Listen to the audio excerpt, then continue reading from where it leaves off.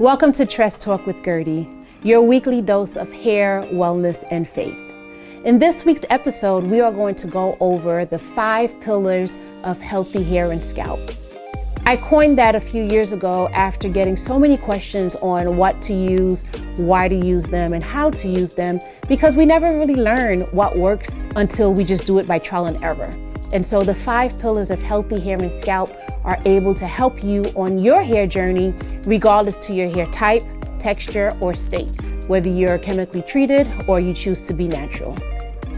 So let's dive in.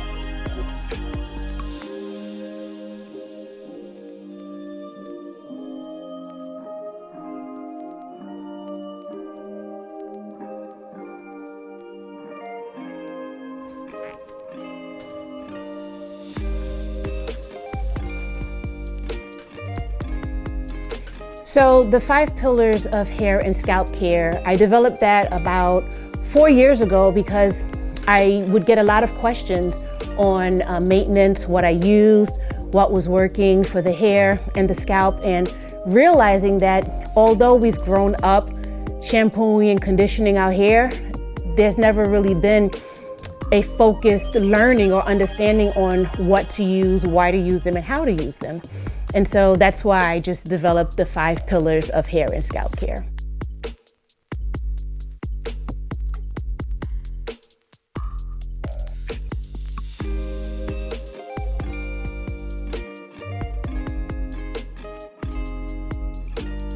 The first pillar is your cleansing. A lot of people don't realize that your cleansing is the foundation that sets the stage for everything else that comes after it. You have several options for cleansing the hair. I'm not a fan of co-washing, which has become very popular in recent years, mainly because I've witnessed guests that come into the salon having used co-washing as a means for cleansing their hair.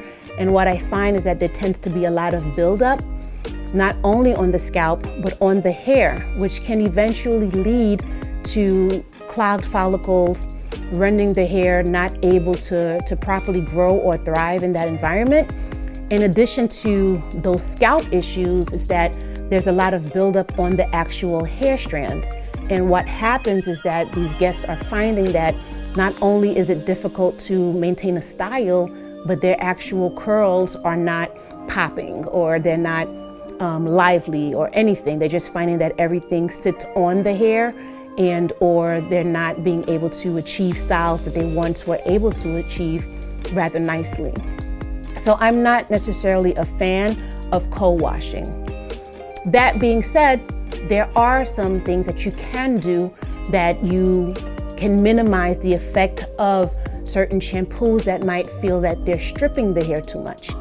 So you want to be mindful on the types of shampoos that you're using or cleansers that you're using that focus on cleansing and removing excess buildup, sebum, which is your dried sweat, environmental factors, everything in the hair without stripping it and without causing a harsh or dry environment on the scalp.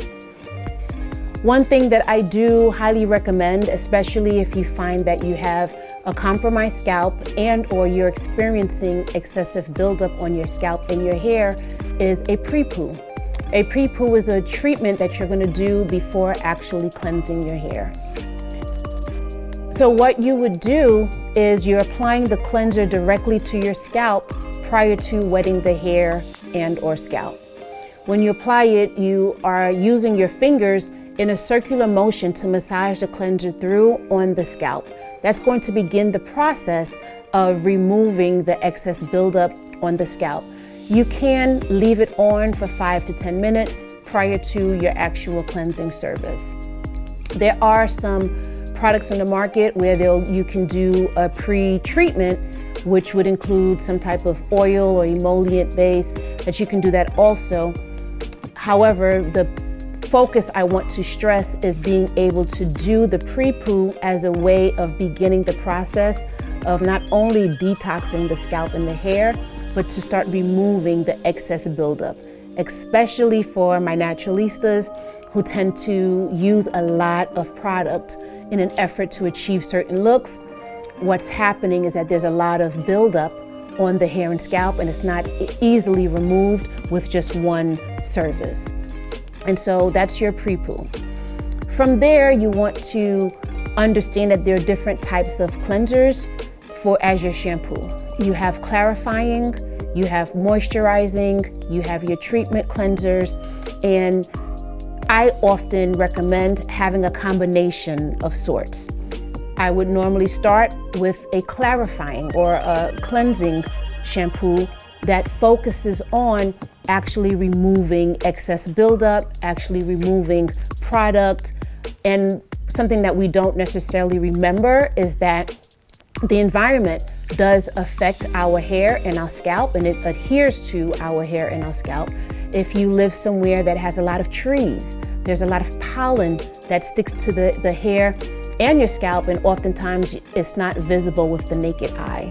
So starting off with the cleansing shampoo after you do your pre-treatment really can help you on the path to detoxing the hair and the scalp. Additionally, the second round of shampoos is normally where I would do a treatment. So say for instance you have itchy or flaky scalp, say you have a tightness in your scalp that that's chronic. You can use your treatment shampoo. Say you are color treated. This is where you would add your color shampoo. And lastly, I would follow up and round up my cleansing process with a moisturizing shampoo. This is the shampoo that's you're gonna immediately feel the difference in the hair. You'll start to find that you have more slip with the hair. It should help with being able to detangle the hair. And you should feel that the hair is nice and supple prior to even conditioning it. So with your shampoo, as I said before, you are setting the foundation for everything else that comes after that. Regularly shampooing the hair is a prime opportunity to be able to massage your scalp and stimulate that blood flow to your scalp. So I do recommend being intentional about taking your fingers and running it through the hair to get to your actual scalp skin. Oftentimes people neglect the scalp, and you don't want to do that. Healthy hair does start from the inside out. However, what we can do in addition to our diet is be mindful on what we're using and also how we use our best tools, which are our fingers.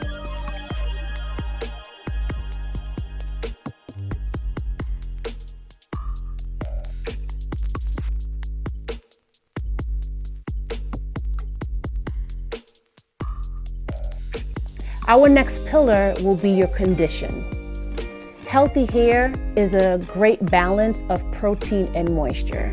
And so when you're choosing your conditioners, you want to make sure that you have either a conditioner that is focused on protein and a conditioner that's focused on moisture, or you can find one on the market that is a combination of both.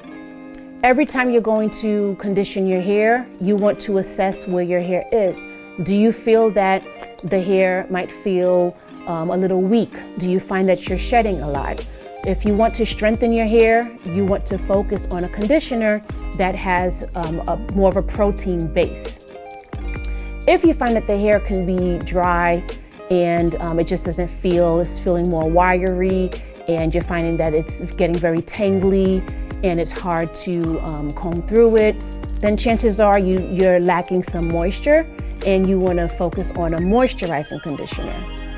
I often have found that there's a mixture of both with conditioning my guests.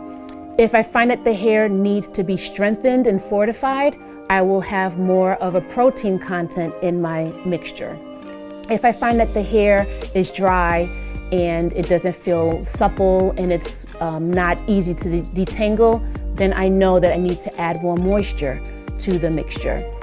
Nonetheless, I alter or I adjust my conditioning treatments based on where we are every time the guest comes in. You do not want to take the chance of doing the same thing because you've always been doing it and it always works. Constantly evaluate your hair. especially with the change of seasons, especially if you are changing medication, either going from not being on a medication into starting taking medications, or if you've changed a dose or a type of medication. Generally, the first initial time of having this in your system, there's going to be some adjusting.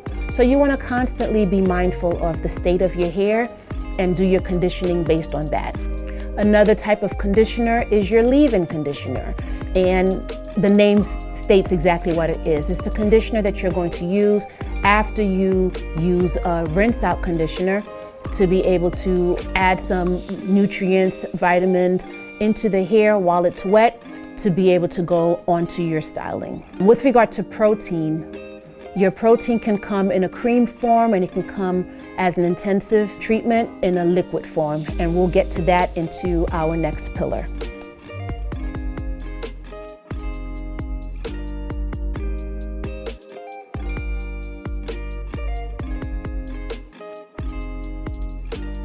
The third pillar is your treatment. This is going to be more targeted, more in-depth treatment that you're going to do for the hair. Your treatment comes as your masks, your intensifiers, your reconstructive, your protein and moisture packs. Those are what your treatments are. Typically, a treatment is also denoted by having a heat catalyst. So whether you use a steamer or you use a dryer and you put a conditioning cap and you allow the treatment to stay on the hair for upwards of 10 to 15, sometimes even 20 minutes. Those are your treatments. The heat is what provides the catalyst to open the cuticle of the hair to receive that treatment to penetrate deeper into the hair shaft. Additionally, when doing a treatment, whether it be a mask or what have you, you want to make sure that you're massaging it into your scalp also. There are great nutrients and benefits that come from being able to use the mask on your scalp as well. One thing to remember is that when you do your treatment and you come from your heat source, you want to allow the hair and scalp the time to cool off. Oftentimes, we'll do the treatment, we'll have the heat source, and then as soon as we take the conditioning cap off, or as soon as we come from under the steamer, we're going and we're rinsing our hair. Unfortunately, the hair didn't have time to cool off where the cuticle can be sealed, and you're pretty much rinsing out all that good stuff that you just put in your hair. So you want to take the time to allow your hair and your scalp to cool down. You know that it's ready when it's cool to the touch. You don't feel the heat anymore. Then it's a good time to be able to comb through and rinse out. It is important to make sure that you thoroughly rinse everything out till you don't feel it anymore, any of the product in the hair, and you're making sure that you're using the cushion or the balls of your finger to make sure you don't have any residue on your scalp either. Sometimes what causes damage is that the treatment or the conditioner is not properly rinsed out and it's left on the hair and scalp.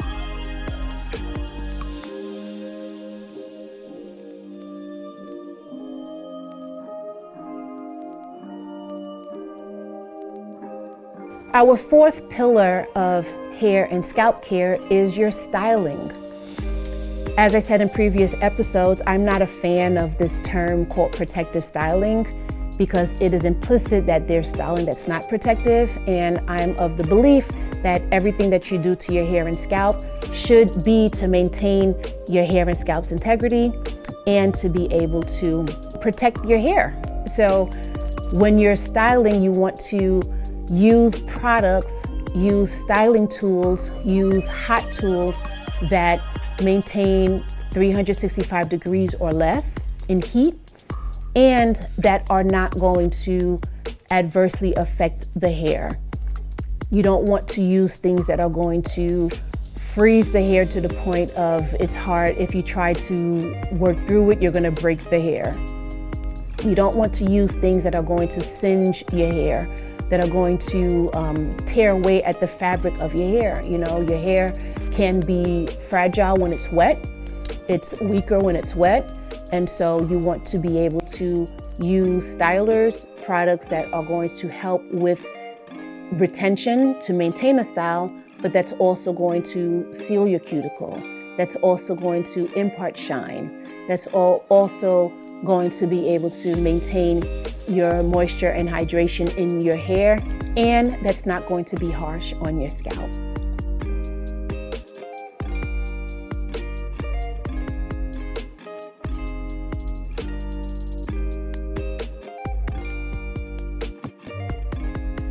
Our last pillar is maintenance. That's what you do when you leave the salon. That's what you do after you take care of your own hair, and how you're able to maintain not only a style, but to maintain great levels of moisture on the hair, on your strands, and on the scalp. Gone are the days of trying to get a style that's going to last you weeks on end. You want to be able to allow your scalp to breathe. You want to be able to get to your scalp. And so as much as we're very busy and we look for styles to be able to leave our hair alone, it's actually to your benefit to incorporate styles where you can actually get to your scalp, that you can allow your scalp to breathe. Say for instance, you choose to wear a wig, as I have one on now. You're able to take the wig off so that you can let your scalp breathe in the evening. You can let your scalp breathe if you're not out. And so you want to make sure if you do that, even if you do have on a wig, that you have it constructed in a way where there's slits in it that you can actually get to your scalp. So one of the main, often overlooked and neglected aspect of our hair regimen is our scalp. So as you can see, I keep reiterating, focusing on the scalp and making sure that you're maintaining an optimal scalp environment. So maintenance is not just keeping a style in. Maintenance is being able to allow your scalp to breathe.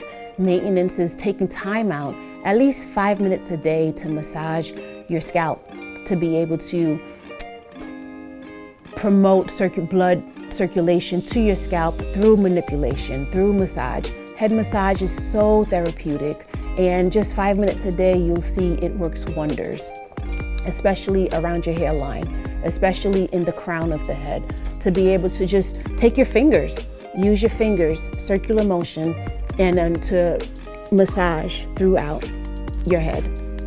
It'll work wonders. So maintenance is not just keeping a style, but it's being able to increase or promote blood flow to your scalp.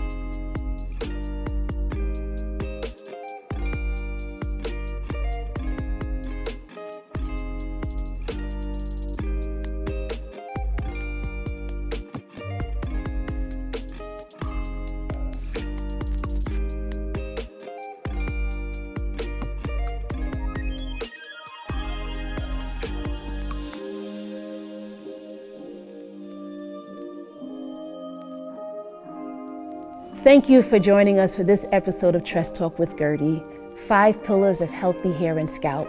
Remember to cleanse, condition, treat, style, and maintain your hair includes your scalp as well. Don't neglect your scalp. Until the next time, I'll see you Tuesdays, 8 p.m. on the Inspired Living Network. If you have not done so, please subscribe on YouTube, Tress Talk with Gerdie. If you have any questions that are specific to you and your hair journey, please feel free to send me an email at info@theboutiqueny.com, and I'll be glad and honored to help you on your journey. Thank you for watching Tress Talk with Gerdie, your weekly dose of hair, wellness, and faith. See you next time.